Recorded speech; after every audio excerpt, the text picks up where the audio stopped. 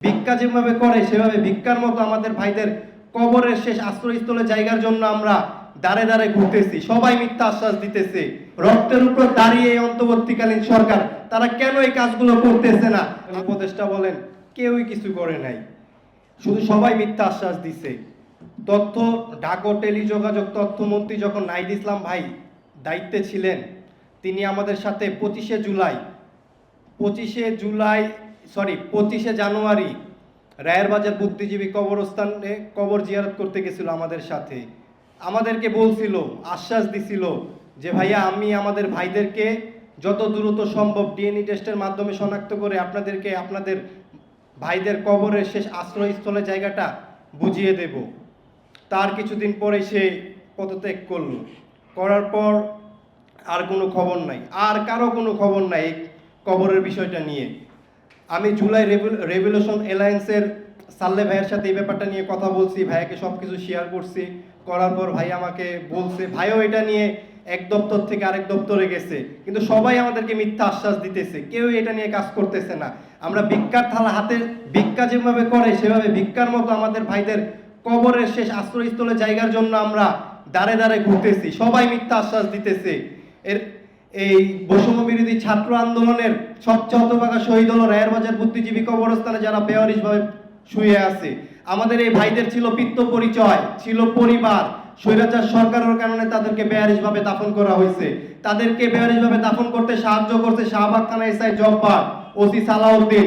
শেখ হাসিনার নির্দেশে তারা এই লাশগুলো আঞ্জুমান মফিজুল ইসলামকে দিয়ে অজ্ঞাত পরিচয় রায়েরবাজার বুদ্ধিজীবী কবরস্থানে দাফন করেছে।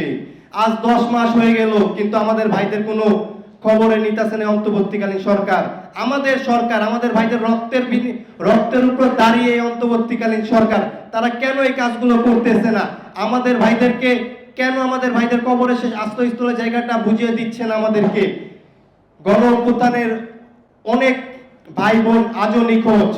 এই রায়েরবাজার বুদ্ধিজীবী কবরস্থানে 114 জনকে দাফন করছে। 114 জন এর ফ্যামিলি কিন্তু অবশ্যই আছে। বাংলাদেশে প্রত্যেকটা কবরের যারা শুয়ে আছে বেয়ারিশভাবে তাদের প্রত্যেকজনের ওয়ারিশ আছে বাংলাদেশে।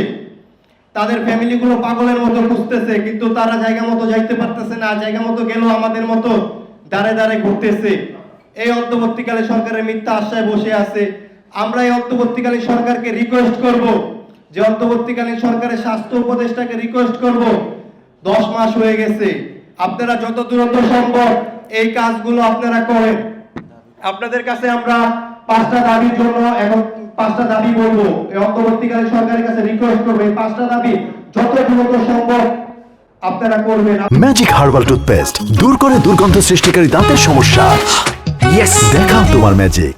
আমাদের প্রথম দাবি, প্রত্যেক কবর শনাক্ত করতে হবে ডিএনএ টেস্টের মাধ্যমে।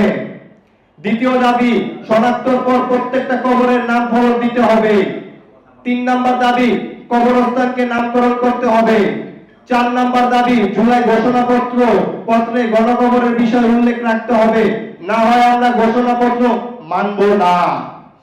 5 নাম্বার দাবি, দাবিগুলো পূরণ না হলে আমরা 1 জুলাই থেকে মহতরার সামনে অনশন করব। অন্তর্বর্তীকালীন সরকারকে বলতেছি এই 5টা দাবি যত দ্রুত সম্ভব বাস্তবায়ন করেন।